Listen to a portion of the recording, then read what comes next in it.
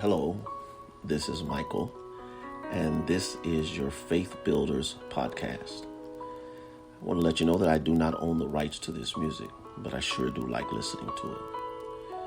My message today is centered around the thought, be sure that you know your value. There's a story I received on Facebook about a father who was dying and called his son to him and gave him a watch and said, "This watch was your grandfather's watch. He gave it to me and it is more than 200 years old. But before I give it to you, son, I want you to take it to the watch shop on 1st Street and tell him I want to sell it and see what he offers you." The young man came back and said the watchmaker offered $5 because the watch is old. He said, "Now go to the coffee shop."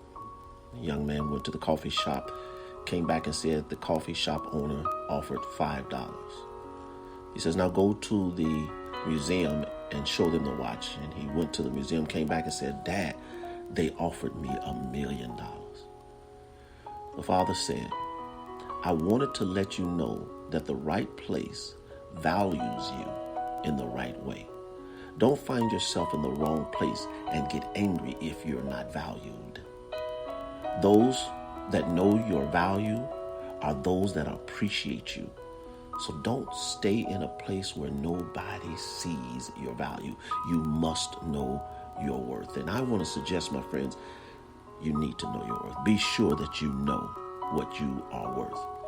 Knowing your value and your worth is half the battle of receiving what you are worth. Think about it like this. We only get one life to live. Everything done in this life is at a cost of our time, energy, and resources. In other words, the life we get from God is a gift of God, and that means God values everything he gives to us because he values us. The psalmist says it like this: "What is man that thou art mindful of him? The son of man that thou visits him." God created the heavens and earth and then visited mankind with his spirit and in the person of his son, Jesus Christ. He gave his only begotten son for us to show us how much value we have. If we are valuable to God, the first person we owe stewardship to is God, and to self, we owe it our best effort to fulfill who we are. But you have to know your value. When you don't know your value, you give more than you should to those things that cannot appreciate your worth. When you don't know your value, you neglect those things you shouldn't neglect because you've misappropriated your worth. You've undervalued yourself. You didn't believe that you have what it takes. You didn't truly trust who you are and what you could do. And so you gave away who you are to something that was just a misappropriation of your great worth. Or you overvalued the worth of what you've given yourself to. You believed that what you were giving yourself to, your energy, your resources, was not being wasted, only to find out you were no more than $1 million diamond in a 5-cent shop. You gave too much value to what you were giving yourself to, and you misappropriated who you are, giving your value away. We waste the value that we have. We waste the life that we give. And God has this opportunity for us to think about what we are worth. In Matthew chapter 25, Jesus tells a story of this wealthy man who leaves and goes to a far country.